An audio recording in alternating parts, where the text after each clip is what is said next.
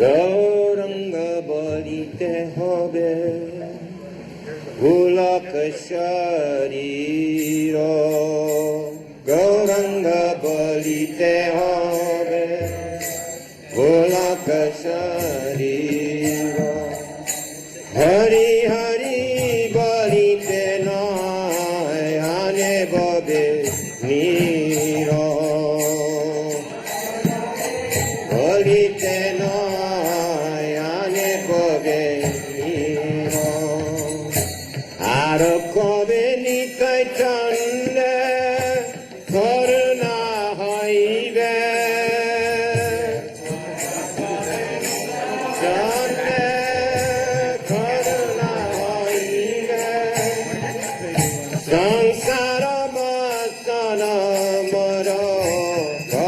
তুচ্ছা হবে জানা মোরা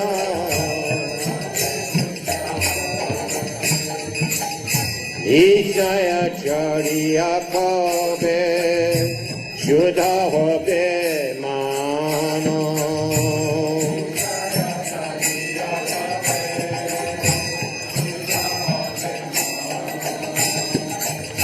কবে হামাহে রব শ্রী বৃন্দাবন রব শ্রী বৃন্দাবন হর পার ভুনাথ পদে হইবে আকুতি পার ভুনাথ পদে হইবে আকুতি কবে হামা বুঝাবতে যুগল পিরিতি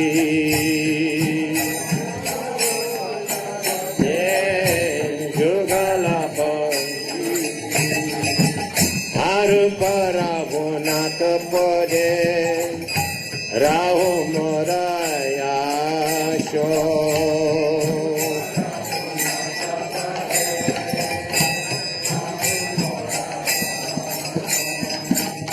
আর পরাভনাথ পদে রাহ মরায়াস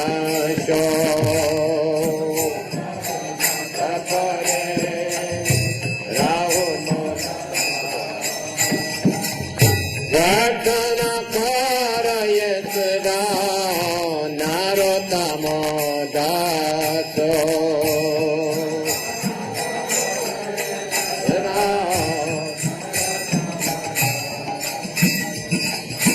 প্রার্থনা করয়ে সদা নারোত্তম দাস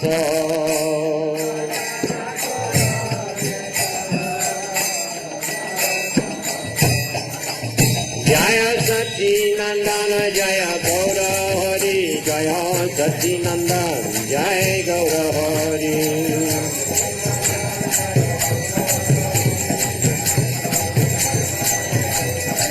প্রভু হে প্রভু হে প্রভু হে প্রভু হে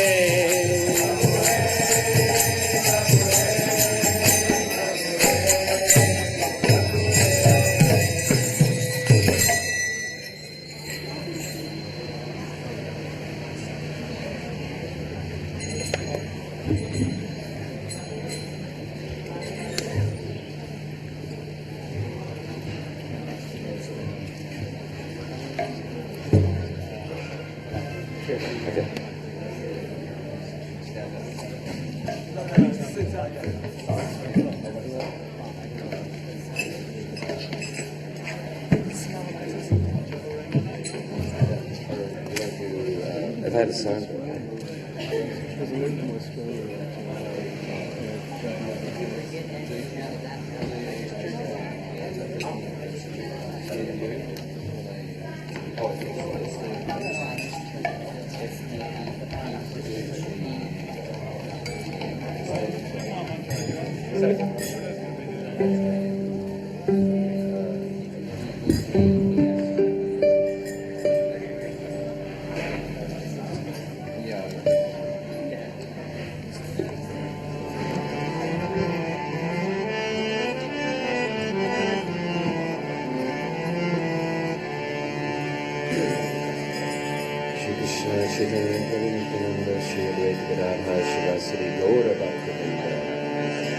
Hare Krishna, Hare Krishna, Krishna Krishna, Hare Hare, Hare Rama, Hare Rama, Rama Rama, Hare Hare, Hare Krishna.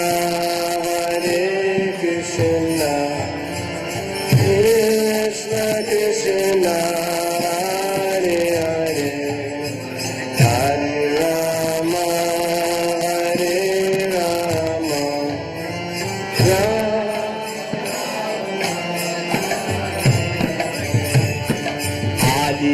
Krishna, Hare Krishna, Krishna Krishna, Hare Hare, Hare Rama, Hare Rama, Rama Rama, Hare Hare, Hare Krishna, Hare Krishna, Krishna Krishna, Hare Hare.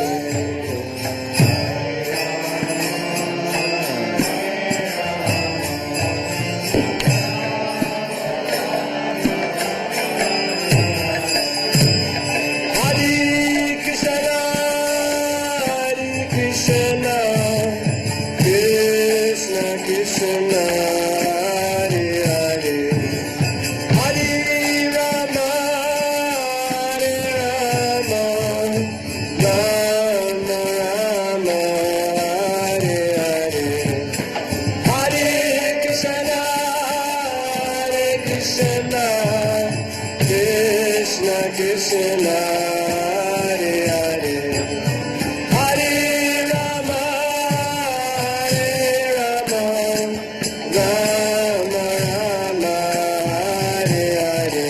Hey, Hare Krishna, Hare Krishna, Krishna Krishna, Hare Hare, Hare Rama, Hare Rama, Rama Rama, Hare Hare, Hare Krishna, Hare Krishna, Krishna Krishna, Hare Hare.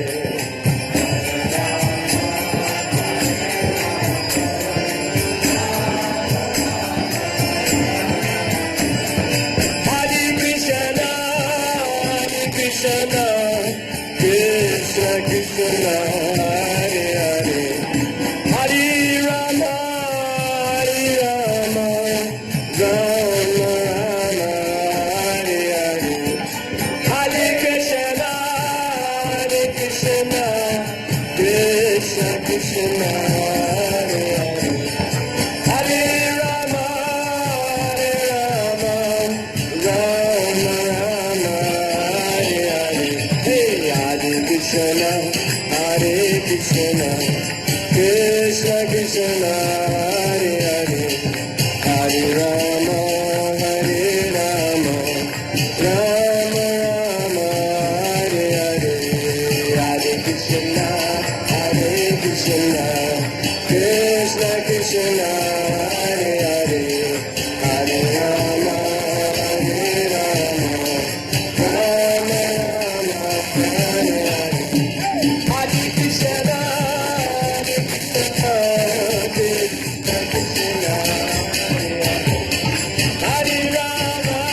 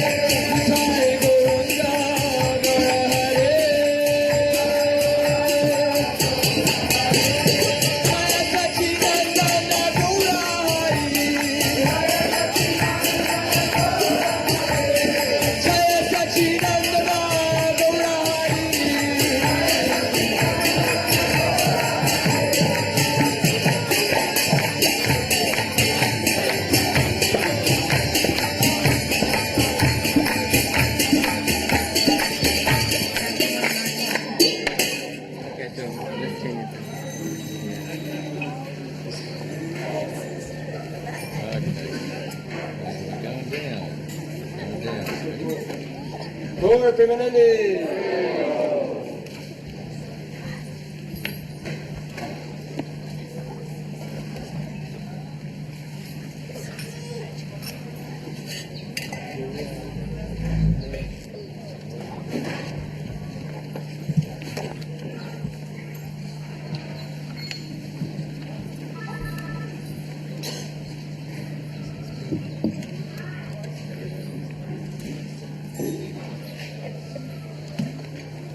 You can sing?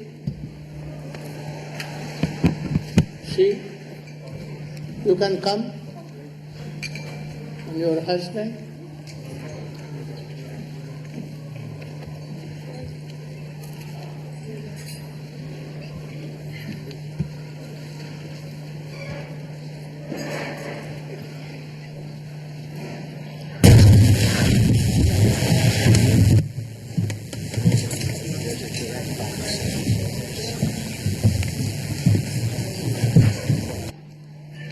Play on Mridanga. Okay, here we go.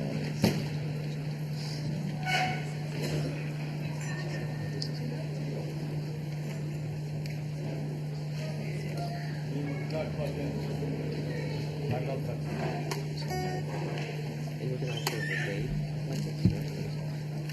And you're just going to keep playing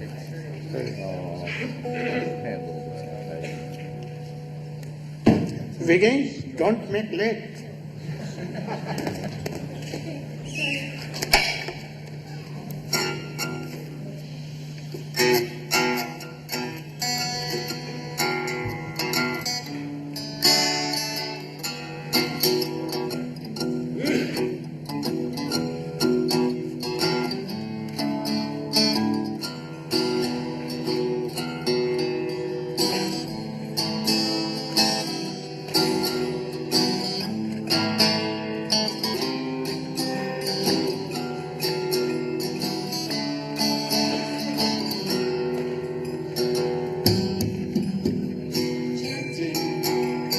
Chanting, chanting the names of the Lord.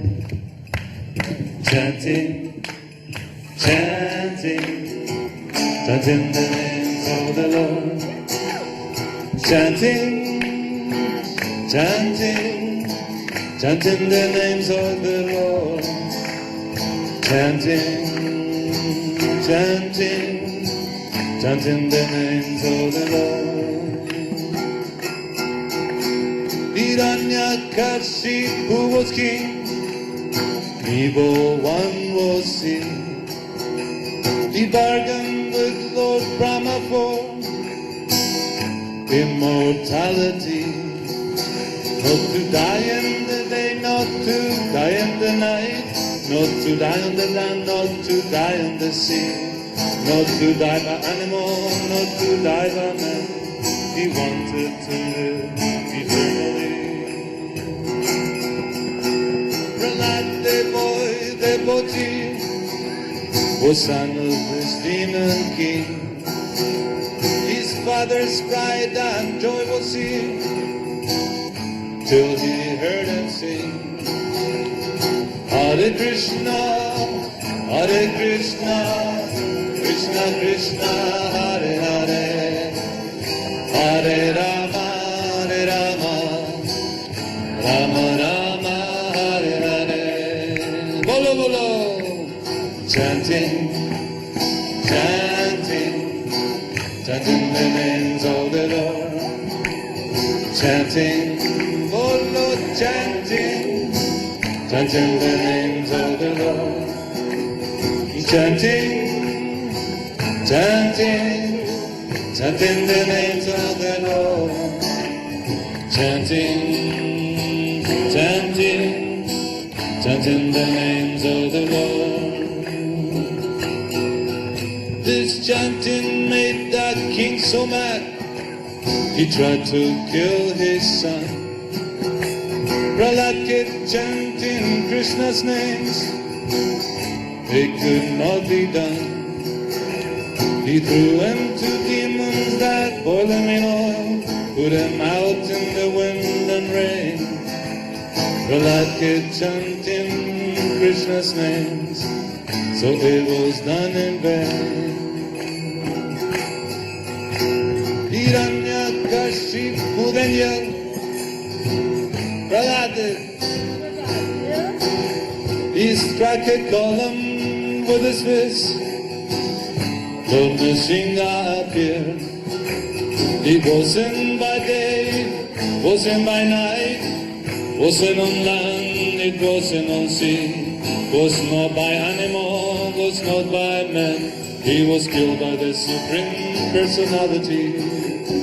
Bolo bolo, chanting, chanting, chanting the names of the Lord, chanting, chanting, chanting the names of the Lord, chanting, chanting, chanting the names of the Lord, chanting, chanting, chanting the names of the Lord.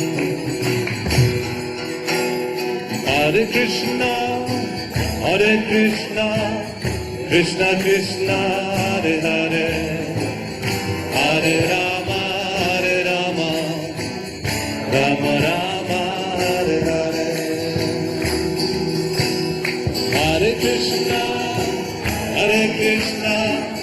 Krishna Krishna, Hare Hare, Hare Rama, Rama Rama, Hare Hare. Go Premanande, Hare Hare, Prahlad Maharaj ki.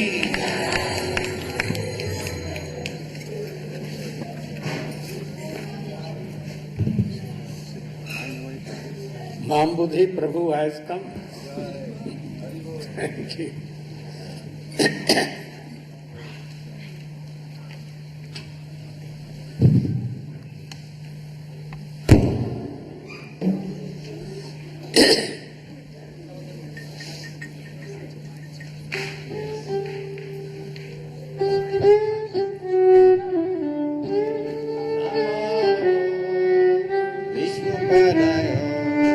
Krishna Prestaya Bhutale Srimate Bhakti Vedanta Swami Iti Namine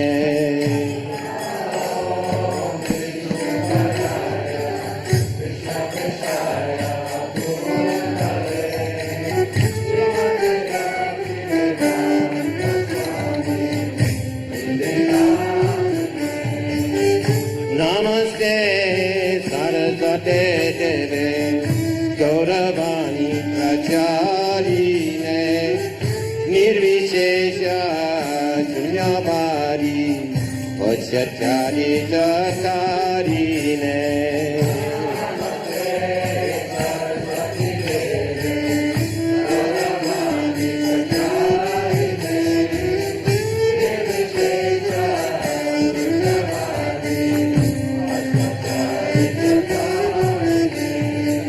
Namo Vishnu Padaya Gaura Prestaya Bhutale Sriman Bhakti Pragyana Keshaviti Namine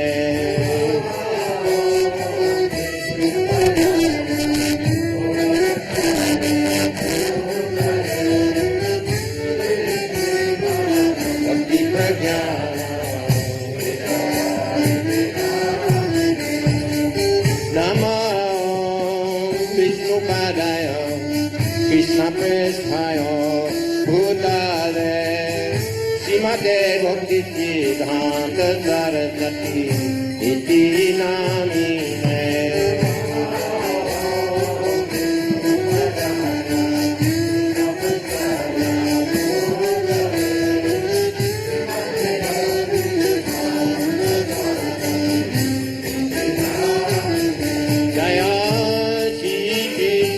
Chaitanya Prabhu Nityananda Shri Advaita Gadadhar Shivasadi Gaura Bhakta Vrinda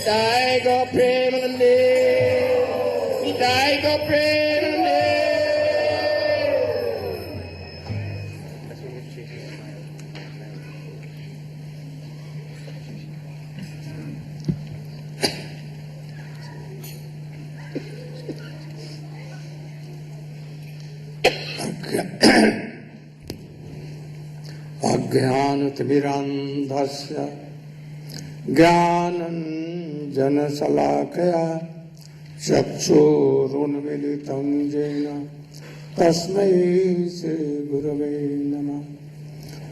वञ्चाकल्पतरुभ्यश्च कृपासिन्धुभ्य एव च पतितानां पावनेभ्यो वैष्णवेभ्यो नमो नमः। नमो महावदन्याय कृष्ण प्रेम प्रदायते कृष्णाय कृष्ण चैतन्य नाम्ने गौरतिसे नमः। गुरवे गौरचन्द्राय राधिकायै तदालयै कृष्णाय कृष्ण भक्ताय तद्भक्ताय नमो नमः।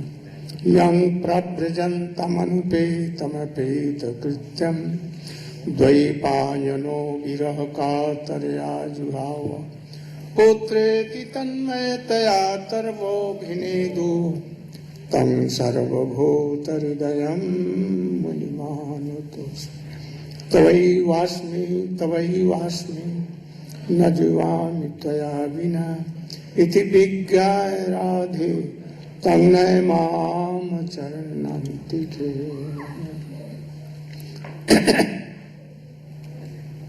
First of all, my koti dandot pranam into lotus feet of my spiritual master, Nitya Lila Pravishtam Vishnu Pasishman Bhakti Pragyan Keshav Goswami Maharaj, and same koti dandot pranam in the lotus feet of my Shiksha Guru, Shishman Bhakti Vedant Swami Maharaj.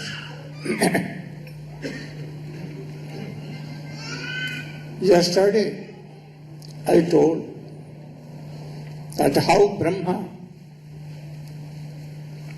did austerities, and then Krishna, that is Narayana, told him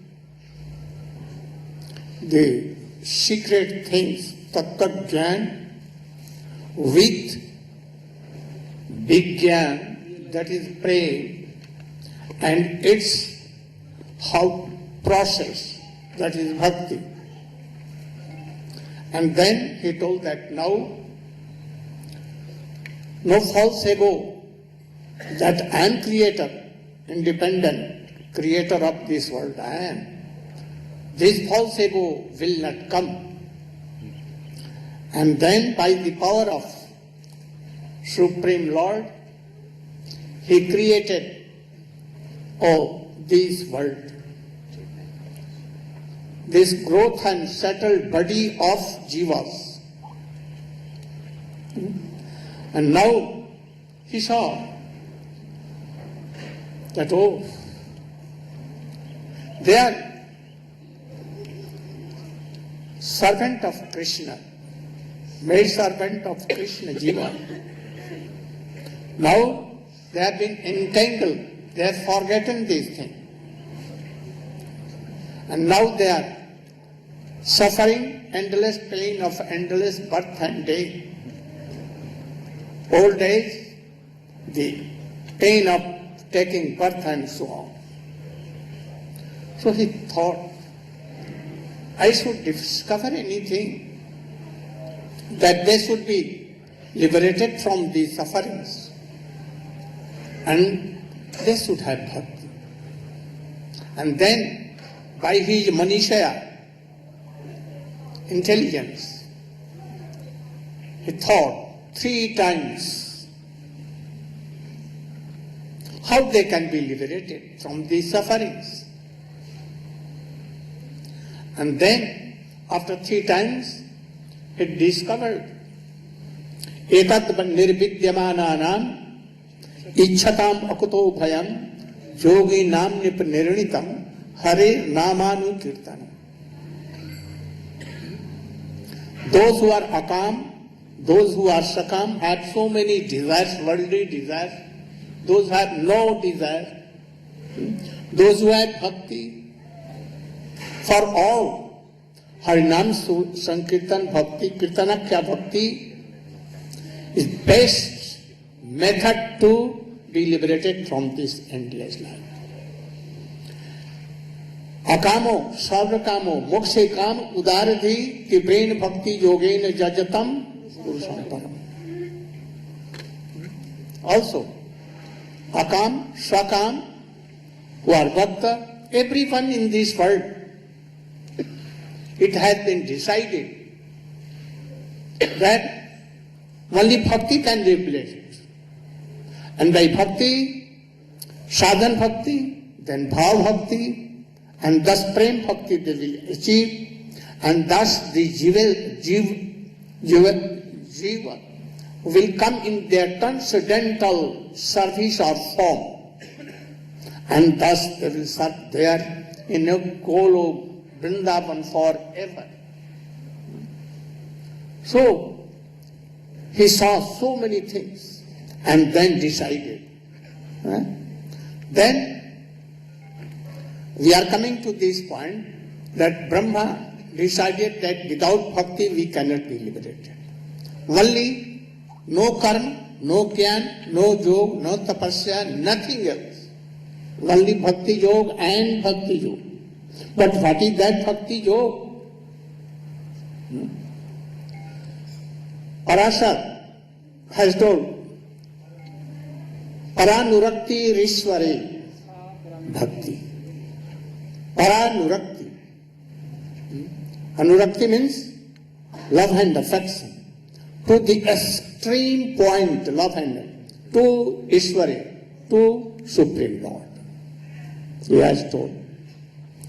Also, it has been told, Laukiki, Vaidiki, वाक्लिवा जाक्रियते मुने हरिसेवा नुक्कल्लेव सा भक्तिम Sakarya भक्तिम इच्छते. What is bhakti? Laukiki, general activities, no? Laukiki, Vaidiki, what is written in Vedas, what is written in all Puran, Shastra, everywhere. Laukiki, Vaidiki, Vapikriya, all these activities. If it is done for Krishna, to please Krishna, then they are bhakti. Otherwise not bhakti. Also in Srimad Bhagavata it has been told, Savai punsang paro dharma jato bhakti rathok khaje ahetukya abdavahita ja bhakti purushottama. Here he has told two things. One Swarup Lakshan and other Tatastha Lakshan. Swarup Lakshan means intrinsic characteristic. Intrinsic characteristic or intrinsic nature. That what is Param Dharma? Param Dharma means most highest, supreme dharma of Jeev. Savai Punsang Paro Dharma. Here Punsang means lady, man, creatures, Pasu, Pakshi, Keet, Patang, all top to bottom. They have a right to do bhajan. So, Savai Punsang Paro Dharma. Surely this is only one method, no other way. That is why he has told, सब वही निश्चयार्थ है. So definite, and other than no way. सवई पुंसांग परो धर्मो जतो भक्तिर अझोक खजे. Supreme Lord, who is not invisible by mind, eyes, avang manaso gochara hai, adhok saja. Aprakrit Krishna, his service without any worldly gain. This is bhakti. But Srila Rupa Goswami, he has learned from Sri Chaitanya Mahaprabhu, himself Krishna and Radhika, both combined, and he made a very, very beautiful definition of bhakti. What is that? Anya bhilasita sunya. Jnana karma dhyana pratam anukulle Krishna anusilanam bhakti ruttama. You should all try to know its meaning, hear its meaning, and engage yourself in that kind of bhakti. You should tell the meaning. That Vishwanath Chakravarti Thakur has done. Guruve Gaurachandra Radhikaya Tadale Krishnaya Krishna Bhaktaya Tadabhaktaya Namo Namaha. So this verse is described to be the paribhasa, the definition verse of the Srimad Bhagavatam. Savai Pumsam Parodharma Yatir Bhakti Adoksaje Hoitiki Apatiyat Yanatma Samprasidati. So Guru Maharaj was just explaining, Sutta Goswami says Savai. Savai means definitely, not maybe, could be, perhaps, but Savai or Anya Vilas. Anya Vilasata Sunyam Jnana Karmadi Navatam Anukulena Krishna Anusilanam. So Sri Rupa Goswami has there are many different definitions of bhakti that have been given. For example, Savai Iswaratat Anurakta, that supreme absorption in the absolute Lord is called bhakti. Also it's been described Sarvu Parivanen Muktam Tatpara Tatpena Nimalam Rishi Kena Rishi Kesa Sevanam Bhakti Uchate. It's also been described in other places. What is the definition of devotion? that when the living entity, the soul, becomes free from his material attachments or his material identity, and with his spiritual senses engages in the service of the senses of the Supreme Lord, this has also been described to be called bhakti. Isti svarisika raga paramaveshita tata. Absorption in the Supreme Lord has also been given as one definition of devotion. Yet, Sri Vishwanath Chakravarti Thakur has said, despite the many definitions of devotion that are given in Shastra, that Sri Rupa Goswami has given the topmost definition of devotion. What you can find in other definitions are also included in Rupa Goswami's Anya Vilasita Sunyam, but Rupa Goswami has given something which has not been given in other verses. Therefore, this has been given by Sri Rupa Goswami in his book Sri Bhakti Rasamrita Sindhu.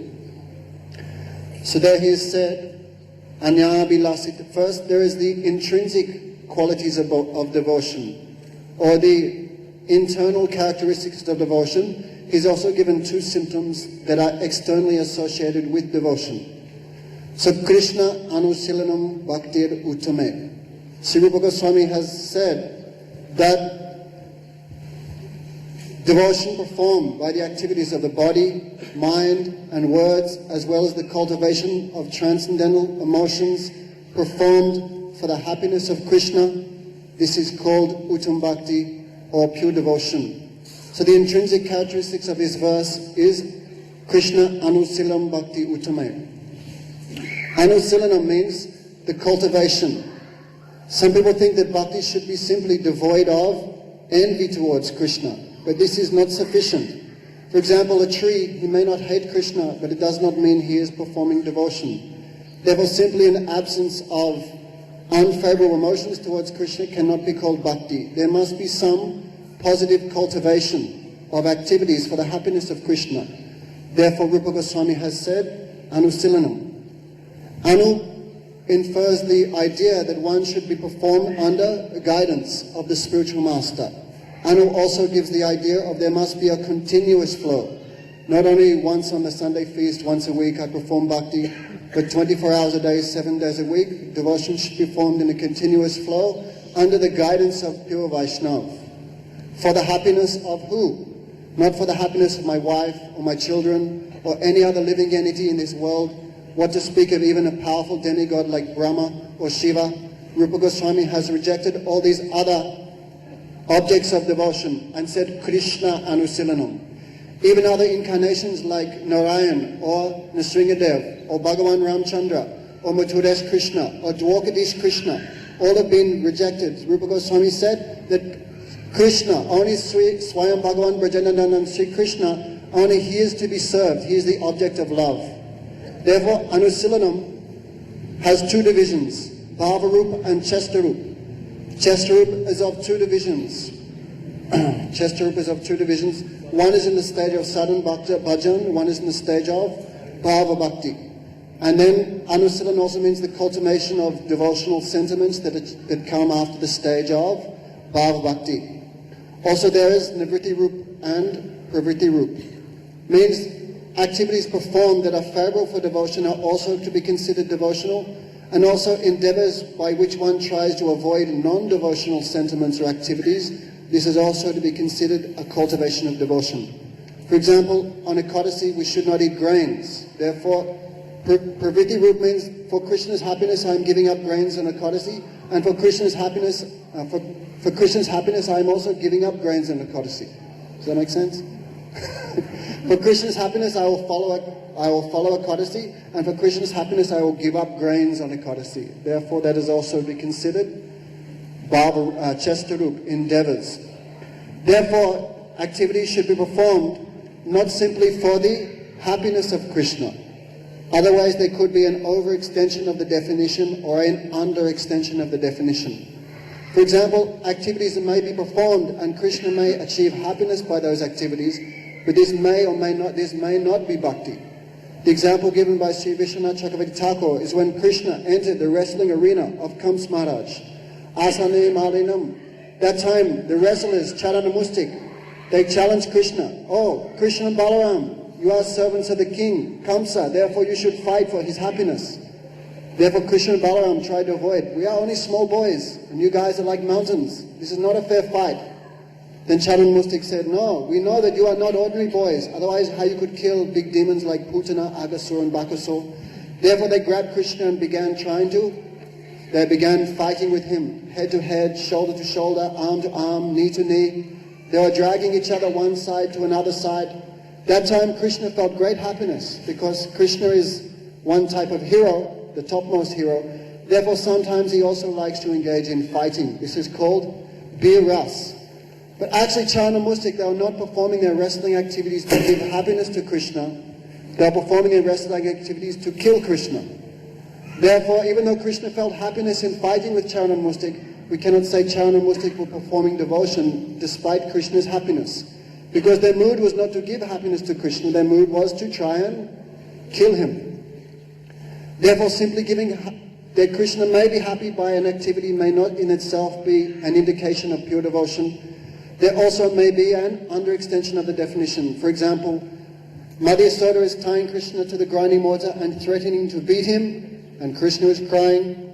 Then someone may say, what type of bhakti is this? She is making Krishna cry, he is hungry and she is not feeding him. Therefore it may appear externally that Mother Yasoda is not performing devotion because by her activities she is causing Krishna to weep.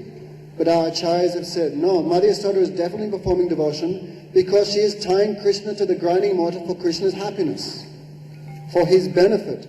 Therefore Krishna is not happy externally, it appears, with the activity, but Mother Yasoda has performed the activity with devotion in order to benefit Krishna. Therefore these are the intrinsic characteristics of devotion. Means for the benefit of Krishna, not necessarily for the happiness of Krishna. Then devotion has two extrinsic symptoms. These will also be seen. Just like when there is a fire, there must be light. Therefore, along with these intrinsic symptoms of devotion, which are performed in a mood of to give happiness to Krishna, there must also be two other external symptoms.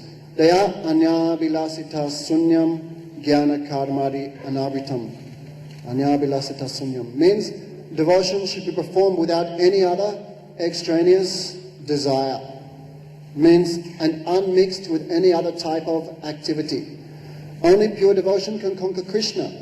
Therefore devotion, if it's mixed with any other endeavor, then it cannot be called pure because it's mixed.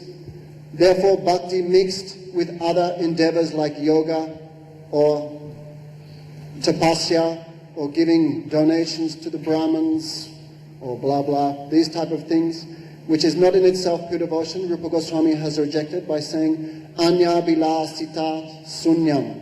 Bhakti should be completely unmixed, it should be one-pointed and pure. Then one may say, then why Rupa Goswami has only said anya vilas? What is the necessity for your anya vilasita?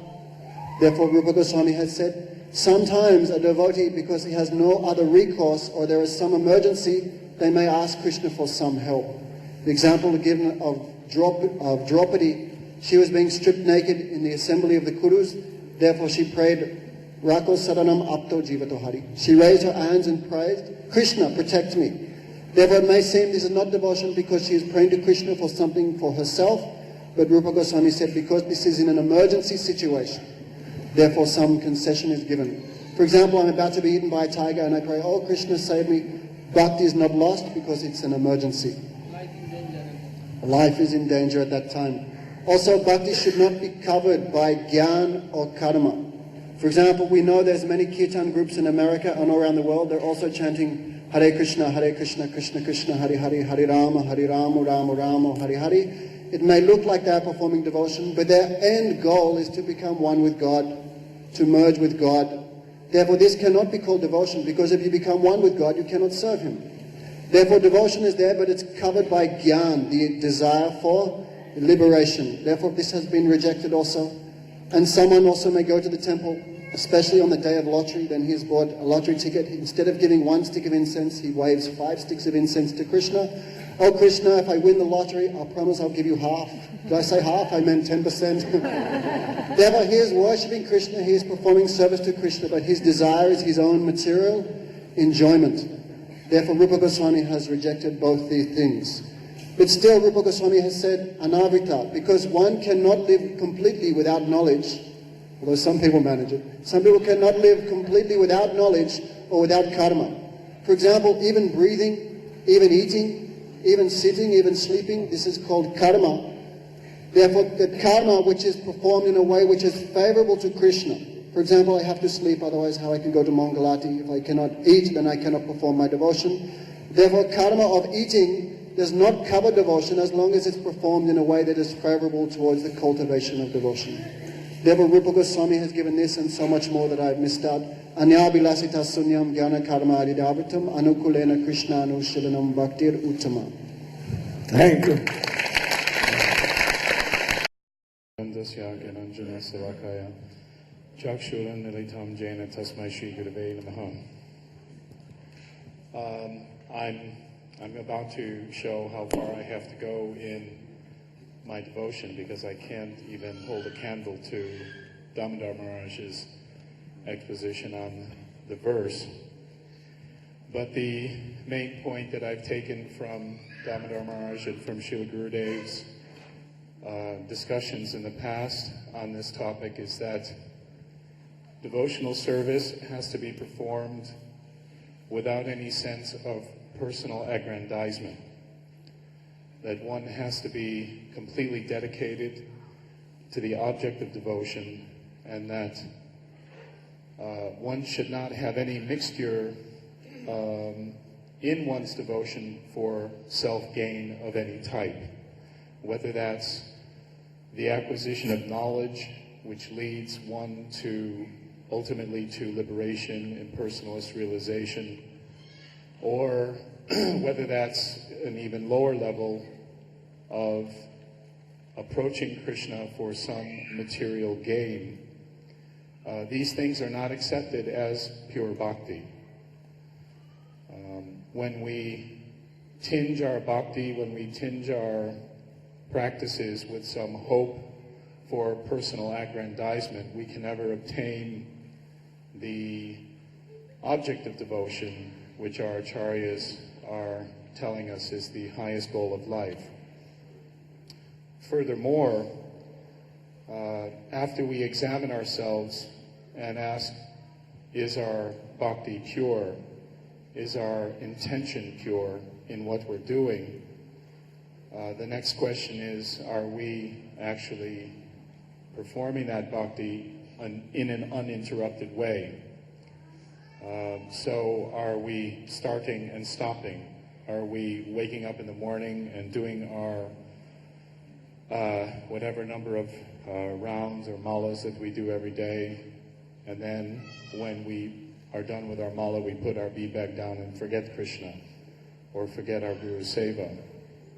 So everything that we do, whether it's some practical seva, some practical service for the Guru, serving the devotees, serving the holy name, serving the deity, whatever we do, we should try to cultivate within ourselves an uninterrupted flow, where in our minds, in our hearts, we're constantly striving in a deep meditation for the attainment of our goal.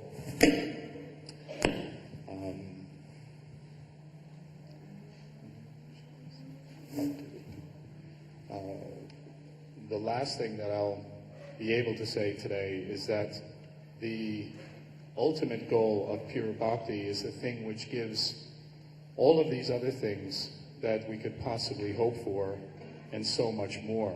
As Srila Gurudev said in the beginning of his class, that the highest goal, the highest love and affection, the pure love of God, the pure love of Radha and Krishna, the most intimate aspects of the Supreme Lord are attained by this this pure bhakti. That's it. That's my humble offering to you. Om Shakti Vishwasta Vishwadeva Shakti Vishwadeva Vaishnava.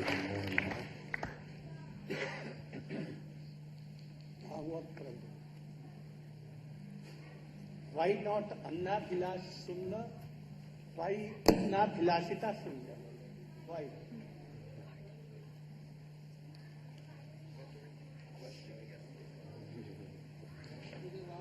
In this definition, why is Vilasita Sunnam, not Anna Vilasita. Oh, you can sit here and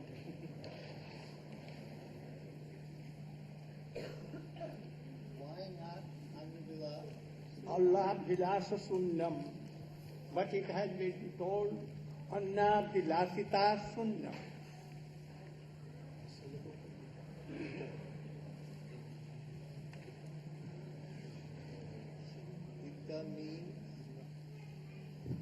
He told. But you, no, he could not give attention.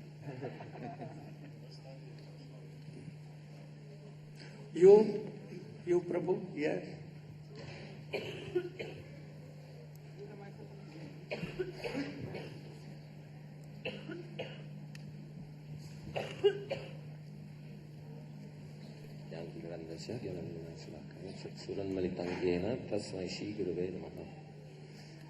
So, No harm, you should be ready for next day. but then you have to say what the question will be. Today you have to say what the question will be tomorrow. Then we can prepare.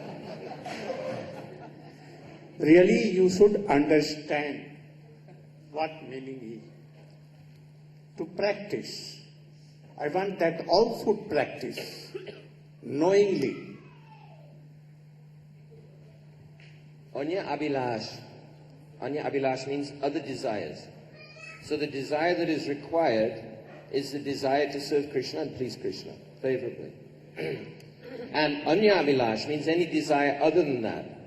Any fruitive desire for any karma performed for some material activity that's going to come. Or desire for jnana, desire for mystic siddhis, desire for merging into Brahman. So under Srila Gurudev's inspiration, Pujapad Damodar Maharaj explained that if somebody generally they have no desire, but when an emergency arrives, then they may appeal to Krishna for help. Just like, for example, it is the duty of the devotee to protect his life, to protect his body. Like when Vasudev, when Devaki was being attacked by Kamsa. So it's explained that the devotee has to protect his life because his life is being used in the service of Krishna. So if some external agency comes and threatens the devotee's life, then it's okay to appeal to Krishna, oh, please help me, because otherwise how I can serve you. Then, if Krishna likes to protect, it's okay. Otherwise, if he doesn't, the devotee also accepts that. For example, Ambarish Maharaj, when he was confronted by Durvasa Muni, somehow or other, he became very angry with Ambarish Maharaj, pulled out some of his dreadlocks, threw it on the ground, and this huge fiery demon came. So Ambarish Maharaj, actually, he made no appeal. It's not recorded that he made any appeal to Krishna. He just folded his hands and he waited. Oh. If Krishna wants to burn me up, it's okay. If he wants to come in the form of a fiery demon, it's okay. Krishna didn't want. He sent Sudarshan Chakra, and Sudarshan Chakra burnt up the fiery demon. And then chased Durvasa Muni. But in any case, so the devotee, he may appeal, but in any case he accepts Krishna's decision. Okay, if you like to protect me, it's okay. Otherwise, it's okay. Thakur Bhaktivinoda is saying, you can kill me, you can save me, as you like, because I'm your property. Sold out animal. Sold out animal doesn't make any endeavor. He's just relying completely on the master. So Anyabhilash Shunyam. Not just Anyabhilash, but the tendency to have these desires. In the general run of things, the devotee does not have such desires. Only in the case of emergency he may have. Anyabhilash Shunyam. Jnana Karmadya Navritam. So, generally speaking, there's no need to engage in karma to improve our bhakti. Karma cannot improve bhakti. On the contrary, Srila Vishwanath Chakravarti Thakur explains in Madhurya Kadambini, Srila Gurudev was explaining during Kartik, that only when there is some mixture at least of bhakti, then karma can be successful, otherwise not. Similarly, only where there's some admixture of jnana, of bhakti, then jnana can be successful, otherwise not. Just like, for example, if somebody wants to get liberation, So they can practice for hundreds and thousands of lifetimes. But if they just chant the holy name, by namabhas, they can get liberation. Like this. So, jnana karmadya anavritam. Avritam means covered. Anavritam means not covered. So actually we have to perform karma. Gurudev has explained, breathing is also karma. Now we're walking backwards and forwards between the hotel and here. This is karma. We had to make some money or somehow or other, get some finances together to come here. This is also karma. So does that mean that our bhakti has been covered? No. Anavritam, because the whole goal is to engage in devotional service. The whole goal is to hear from the lotus mouth of the pure devotee. Therefore not avritam, it's anavritam. And dhyan also. We have to have some knowledge. We must have knowledge. Like it said, somebody said that Aristotle said that the brain actually isn't used for thinking. It's just used for cooling the blood. But some modern commentator, he said, this is only true of some people. So in other words, actually we have to think. We have to have some knowledge. But if that knowledge is furthering our bhakti, then it's okay. The knowledge, for example, that Krishna is the Supreme Personality of Godhead, and the Jeev is the tiny servant of Krishna, this jnana is necessary. Not the knowledge that the individual Jeev is actually God, or that he's actually part of Brahman. This is not necessary. But then at the end, we have even this knowledge, Srila Rupa Goswami says, even this knowledge has to be given up, that Krishna is the Supreme Personality of Godhead. Just like Srila Gurudeva said that your Swami Maharaj, he came to teach you that Krishna is the Supreme Personality of Godhead. And I've come to teach you to forget that Krishna is the Supreme Personality of Godhead. But we also have to be careful, because you can't, according to linguistics, you can't forget something that you never knew in the first place. So if we artificially try to imitate Srila Gurudev's mood, Braj mood, that Krishna is not the Supreme Personality of Godhead. Yashodamai never thinks that Krishna is the Supreme Personality of Godhead. The gopis never think. So if we artificially think, Krishna, we don't care for Krishna. He's just a black sheep anyway. What do we care for Krishna? We just love Radha. This will not work. We should have tattva, just like it was explained this morning. First of all, we have to have tattva. If we don't have tattva, then we have to come back and learn tattva. And then by hearing from the lips of the pure devotee, his Braj moods of loving service to Krishna in complete neglect of Krishna's Bhagavata, this will naturally sweep out these moods from our heart. Anukulyena. So, Yashodamai is chastising Krishna. So what is Krishna feeling? He's feeling fear, but he's also feeling her love. Just like we have experience, sometimes we're traveling in Russia. So sometimes the Russian devotees have to discipline us. Oh, now you have to take rest, now you have to take some exercise, now you have to do this, now you have to do that. Very strict, some of them very strict, almost ferocious. But in that strictness, you can feel, oh, there's love. Just like Krishna also, he likes to taste that. This is the beauty of the left-wing gopis. When Krishna at Kurukshetra, he met with the gopis. The gopis hadn't seen him for so long. And instead of Krishna apologizing to the gopis, oh, I'm so sorry, I haven't been back to Vrindavan, how are you, like this, he started that, oh, why are you feeling separation from me? Don't you know I'm the Supreme Personality of Godhead? Don't you know if you just meditate on my lotus feet, you won't feel any separation? Don't you know this? And the right-wing gopis, they say, oh, very nice, thank you, we accept this.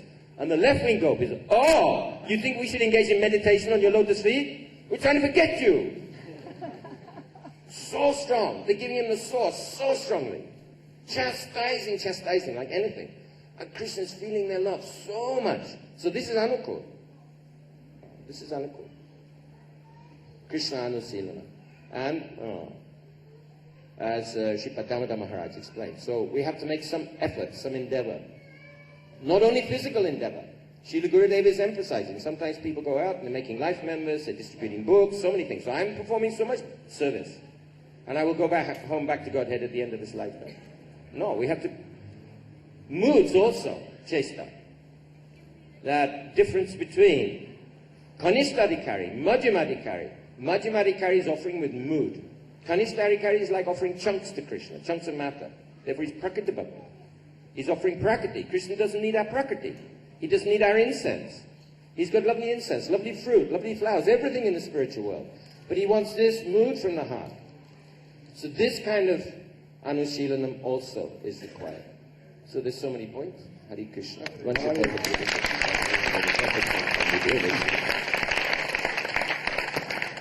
Very good explanation.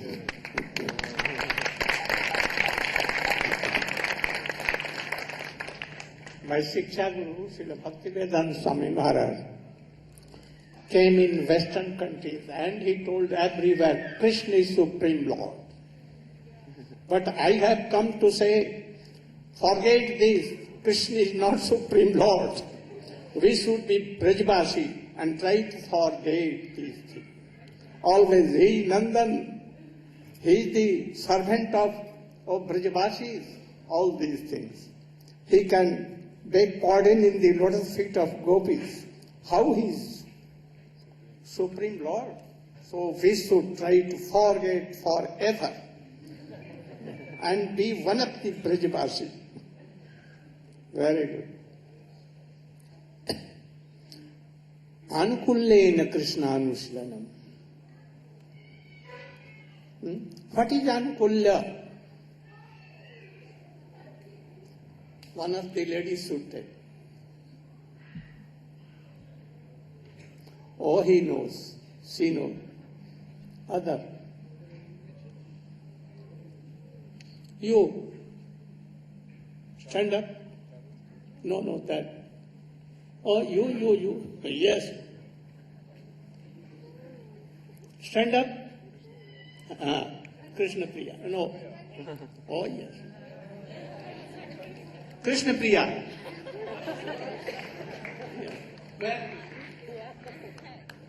Oh, yes, big lumpa. Stand up. Then how you can preach by mission? How can you preach my mission? Anukullena.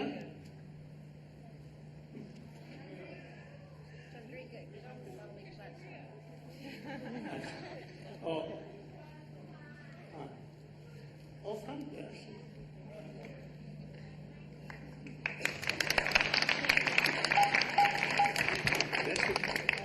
Understand what is the meaning.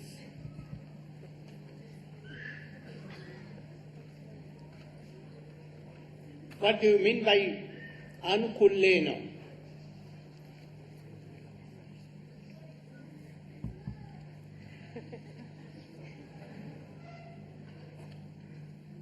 Anukulyena means everything that's favorable for bhakti. So anukulyena means we should reject everything that's unfavorable for bhakti.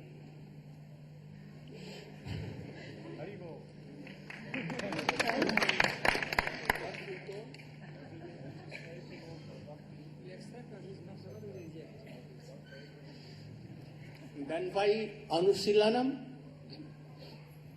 Anushilanam is like dedicating yourself to Krishna and offering everything to him, and rejecting everything that's unfavorable for your bhakti.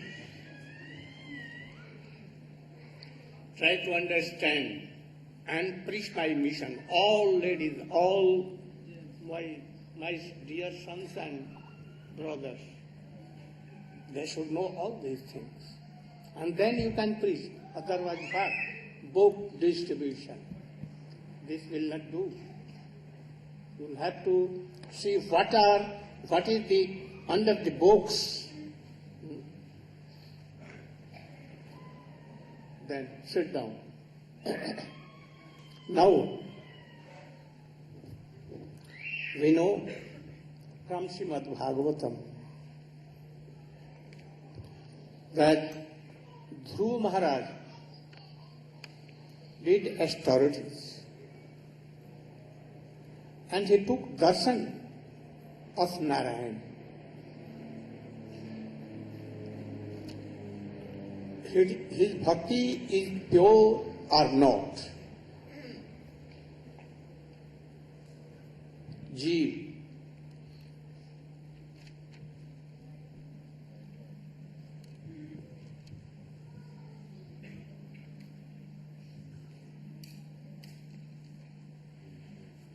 ओम ज्ञानतिमिरन्दस्य ज्ञानाञ्जनशलाकया चक्षुरुन्मिलितं येन तस्मै श्रीगुरवे नमः.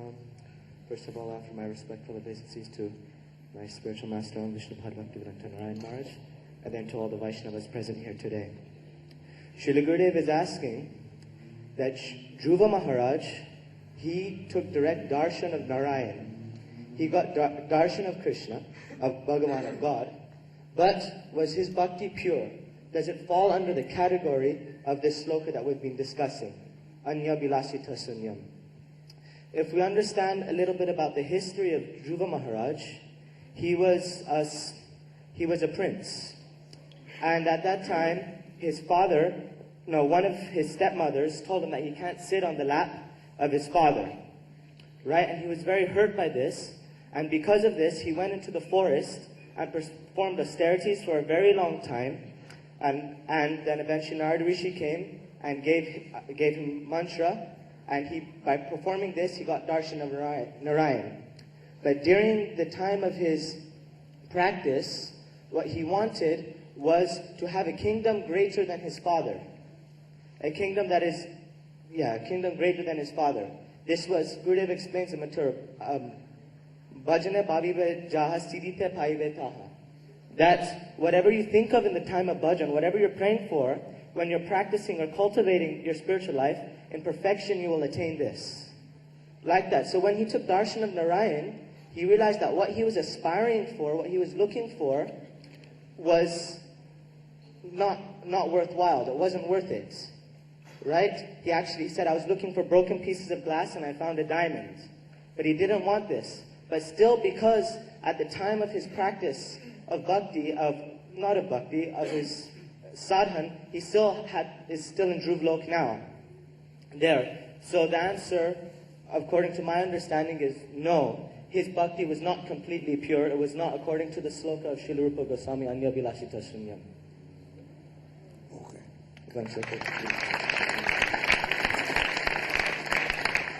Now, Dhruv Bhakti is not pure.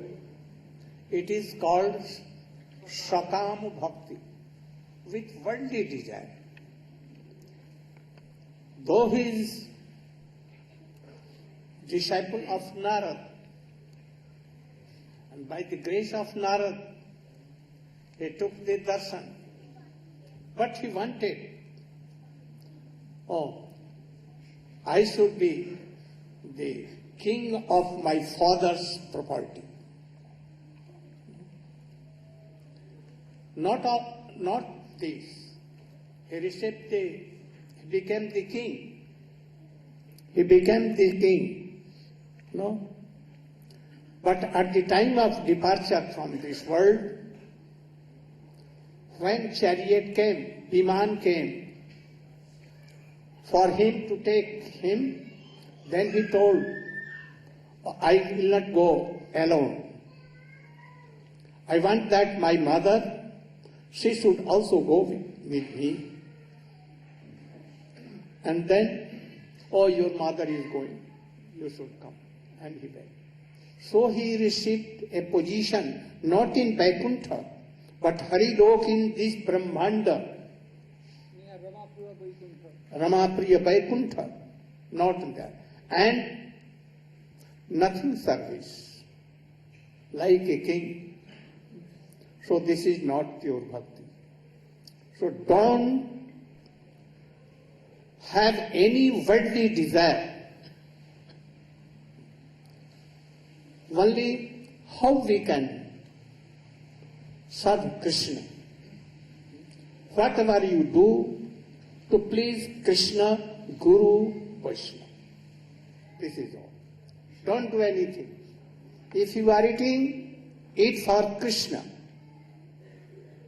Sleeping for Krishna. How?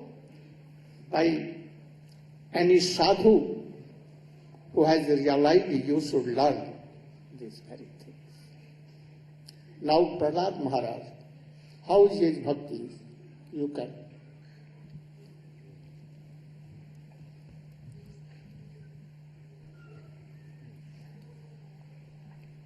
Om Jnanam Timirandasya Jnananjana Salakaya Chaksurunmilitam Yena Tasmai Sri Gurave Namah. First I offer my unlimited obeisances in the dust of the lotus feet of my most worshipful Diksha Gurudev, Nityalila Pravishta Om Vishnu Pada Stotra Satashri Shrimad Srila Bhaktivedanta Swami Prabhupada, and the same unlimited obeisances in the dust of the lotus feet of my most worshipful Shiksha Gurudev, Om Vishnu Pada Stotra Satashri Shrimad Srila Bhaktivedanta Narayana Goswami Maharaj, to all of our Guru Varga and all the assembled devotees. Srila Gurudev has ordered me to explain about the nature of the bhakti of Sri Prahlad Maharaj. We hear and read for many chapters in the 7th canto Srimad Bhagavatam about the glories of Sri Prahlad Maharaj. We of course hear about how he was protected by Lord Nrsingadev in so many circumstances when he was being attempted to be killed by his father. His father threw him in a pot of boiling oil, threw him in a fire, at the feet of elephants, in a blizzard. He threw him off a cliff. And Prahlad Maharaj never begged the Lord to save him, but rather he was always meditating on the Lord in full confidence that the Lord would save him, would protect him. We see that Prahlad Maharaj did not ask Krishna, even at the time of danger, even at the fear of death. At the time when life is threatened, he did not pray to Krishna. And yet, we've just heard that Draupadi prayed to Krishna when there was an attempted derobement by the Asatsabhaya, the assembly of crude and rude men, Dusasana, Duryodhana, and others. She prayed to Krishna. So are we to understand then that Draupadi's bhakti is less than Prahlad Maharaj's? No, because each of these devotees wants to show us something different. Draupadi, being one of the Pandavas, is on a higher level of bhakti than Prahlad Maharaj, because their worshipable deity is Lord Dwarkadish, who is a more complete form of the Lord than Lord Nrsingadev. So the bhakti of Draupadi is higher. How is it that she prayed and Prahlad didn't pray? We have that verse that Sripad Damodar Maharaj quoted the last line, Anukulyena Krishna Anusilanam. Anusilanam means perpetually engaged for the glorification, pleasure, welfare of Krishna. Perpetually, just like a stream of honey falling from a jar is not broken at any time. So their desire to please Krishna is not broken even at the time when there's danger. So how is that apparent contradiction there? Even when Draupadi prayed to Krishna to save her, this was for the glorification of Krishna.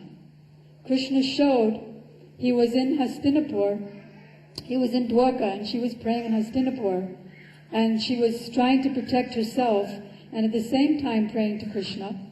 So Krishna was running around his palace, and his queen said, "Where are you running around in circles?" He said, "Well, my devotee Draupadi is praying to me." Then they said, "Why don't you go?"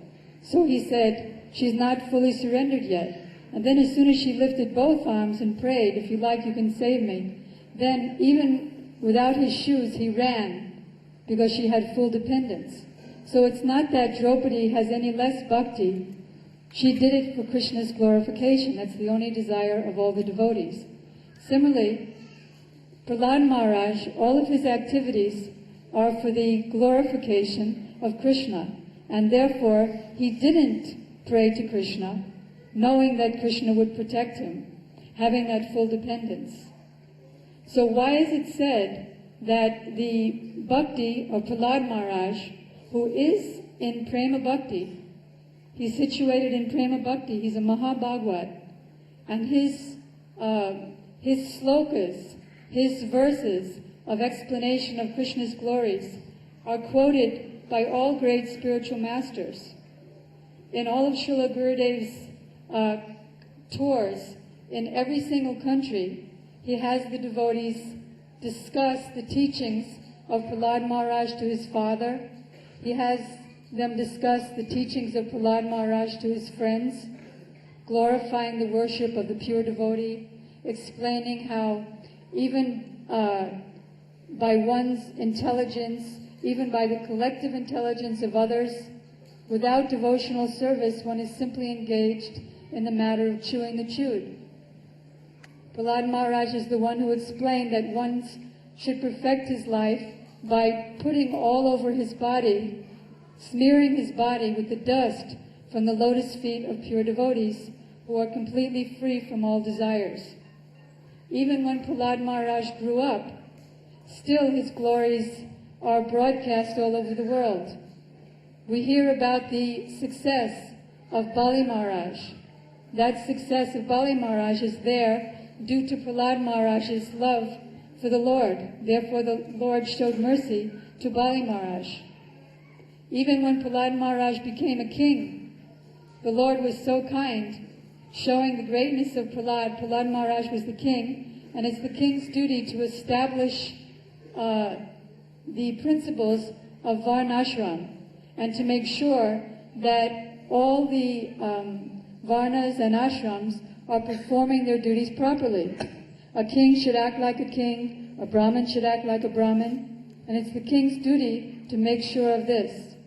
So once he saw a Brahmin, but this Brahmin had weapons, so he challenged him. Are you a Brahmin or are you a Kshatriya? Make up your mind. You have to do one duty and do it properly. And if you don't follow my instructions and follow one particular dharma, then I'm ready to challenge you to fight. So he had a fight with this who knows Brahmin or who knows Kshatriya, and in the middle of this, he wasn't winning and this Brahmin or Kshatriya wasn't winning. And then he realized that nobody can defeat me in battle except the Lord. So he did some meditation in trance and understood that this must be my very Lord Nrsingadev. And he saw there was a garland on this Lord Nrsingadev, the garland that he himself had offered to his deity that morning. So he surrendered to the Lord, and the Lord said, no, you have actually defeated me. So Prahlad Maharaj's glories are sung all over the universe. But what kind of bhakti? Because as Sripad Damodar Maharaj was explaining, Anyabhilasita sunyam jnana karmadya navritam. One's bhakti should not be covered by personal desires and by jnana or by karma. So, of course, some kind of jnana, he explained, must be there. I have to know that if I cross the street and a car is coming, I'll be killed. So jnana must be there, but it can't cover bhakti. So, Prahlad Maharaj is a jnani bhakta. That means he has knowledge or awareness of the supremacy of Lord Nrsingadev. He, in his very, very famous prayer, Kirtan Shravanam Kirtanam Vishnu, Smaranam Padasevanam. He uttered the word Vishnu. He knew that Lord Nrsingadev is Vishnu, and he's a worshipper of Lord Vishnu. And because of that, when Lord Nrsingadev appeared to him, he didn't think that, well, perhaps my Lord is thirsty or sweaty from killing my father. Maybe I should wipe the perspiration off his face or offer him a drink of water. He didn't think like that because he knows my Lord is everywhere. He's all-pervading and he's all-powerful. Therefore, there's no hunger or thirst in him. There's no need for me to render personal service to him. He engaged in service of glorifying, but no personal service. This means that his bhakti was somewhat covered by gyan, not speculative gyan, not like a jnani that God is impersonal, but thinking that, or knowing that he's the Supreme Personality of Godhead. Therefore, his pure Uttama Bhakti was covered by his knowledge that Krishna is the Supreme Personality of Godhead. And therefore, there are greater and greater bhaktas, like Uddhav and the Pandavas, and ultimately, beyond even bhakti, beyond these bhaktas is the residents of Vrindavan, who are fully engaged in his personal service, not at all knowing that he's the Supreme Lord. Thank you.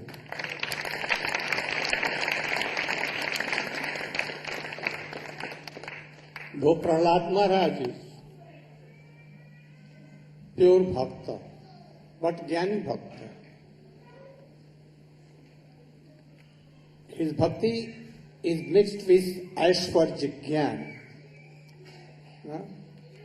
So whether he don't want any worldly desire,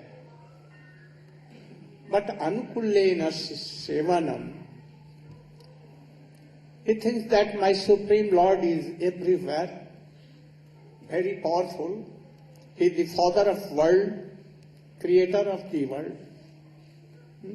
He never tires, so no use of message. He never hungry, thirsty. So like Draupadi, he used to cook for Krishna, and Krishna used to take. So his some Aishwarya Mishra. Though Prahlad Maharaj is Siddha Bhakta, but Ambarish Maharaj, not Siddha Bhakta, but he is superior in bhakti. How? You, in brief, you should understand the graduation of bhakti.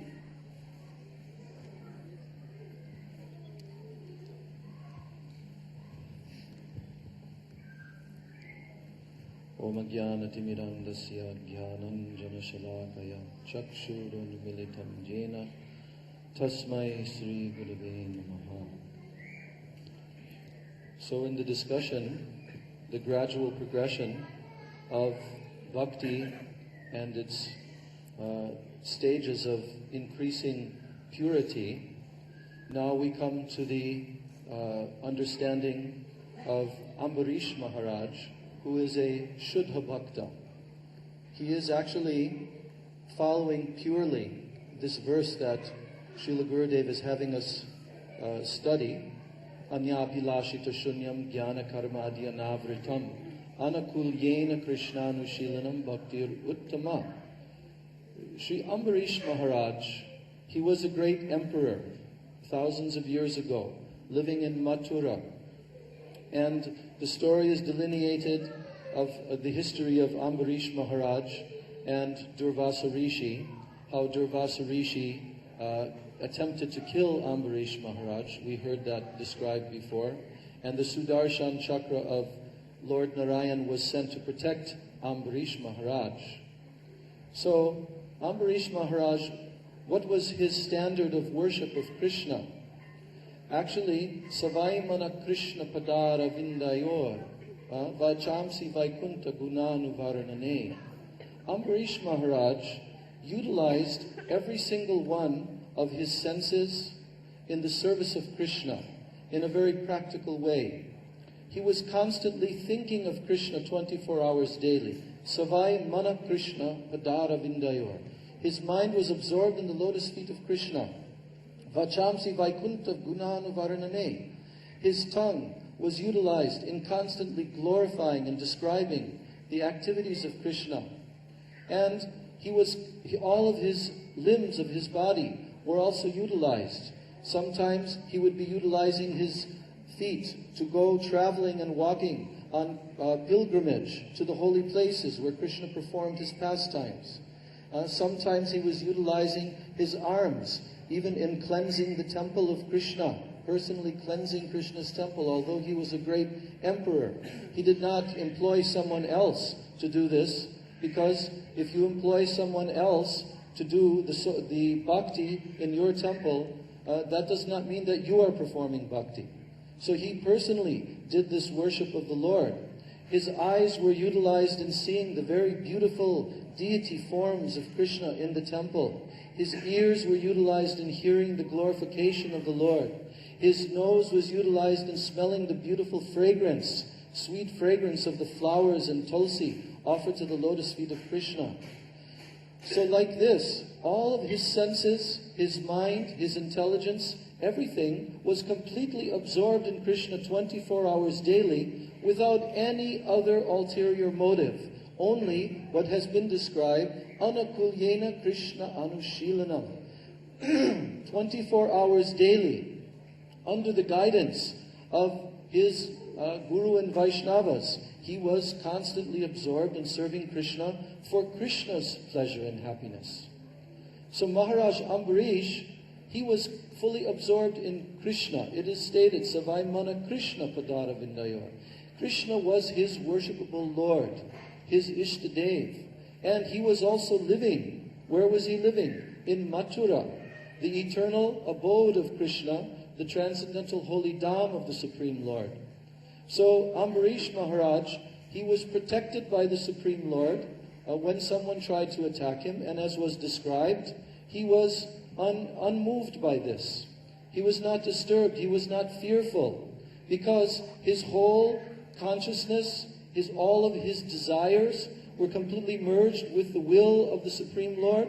Therefore, if Krishna wants to kill me, I accept that. If Krishna wants to protect me, let it be. So this was Maharaj Ambarish's mood. And therefore, when Durvasa Rishi came to see, finally, first of all, he approached for protection to Lord Brahma, then to Lord Shiva. Both of them told him, I cannot protect you. The Sudarshan Chakra is coming from Lord Narayana. You have to go there yourself. And then at that time, he finally went and approached Lord Narayana directly. And what did Lord Narayana say to him? He said, actually, my bhakta is my very heart and soul. And I am not independent of my bhakta. So, my bhakta is always absorbed in thinking of me. And I am completely absorbed in thinking of him. In this way, Lord Narayan told Durvasa Rishi, you must go to the lotus feet of Maharaj Ambarish, and there you will have to fall at his feet and beg forgiveness.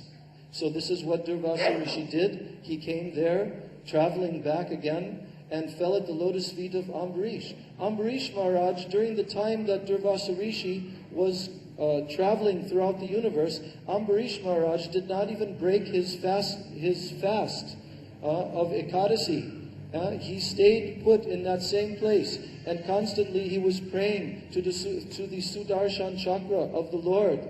And it was because of this reason that the Sudarshan Chakra did not finally kill Durvasa Rishi. So when Durvasa Rishi came and fell at the lotus feet of Ambarish Maharaj, then Ambarish Maharaj prayed directly to Sudarshan Chakra, and he was appeased, and then he left that place. And then, Durvasa Rishi, he was so deeply moved by witnessing this great quality of the pure devotee.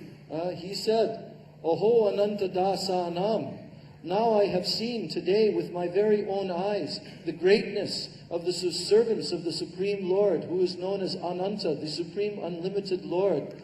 Now I have seen that even though I wanted to kill him, he only wanted my benefit. So Maharaj Ambarish was glorified in this way by Durvasa Rishi, and this story in Srimad Bhagavatam is showing us the superior position of Ambarish Maharaj, even to that of Prahlad Maharaj. Although Prahlad Maharaj is a Siddha, he's a perfected personality. He has fully realized the Supreme Lord, and he was protected directly by Lord Nrsingadev. Lord Nrsingadev personally appeared to protect him. So he is not a sadhaka who is only practicing to attain perfection, but he has actually attained that stage. But Ambarish Maharaj, still he is in the level of sadhaka, that he is performing sadhana. Sadhana means spiritual practices to attain perfection, siddha. But yet, Ambarish Maharaj's position is considered superior to that of Prahlad Maharaj. Why? Because, as has been described, Prahlad Maharaj had some mixture of jnana, knowledge about the Supreme Lord. That knowledge is not a covering of his bhakti, as has been described, jnana karma dhyanavritam.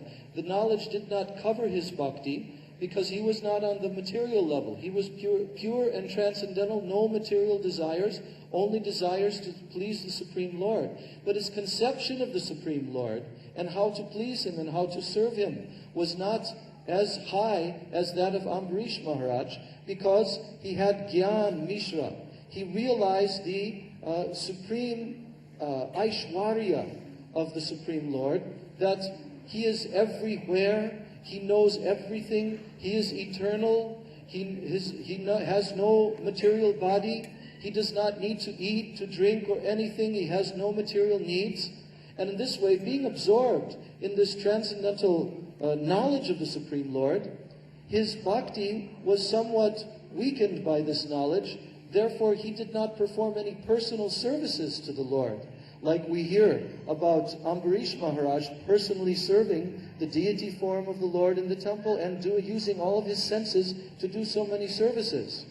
So that's why Ambarish Maharaj is considered superior position to Prahlad Maharaj, because of the type of bhakti that he was performing. It is more intimate, and it is directed toward Krishna in Braja, in Vrindavan. His Ishtadev is also of a superior position to that of Prahlad Maharaj, who is worshipping Vaikuntha Narayana.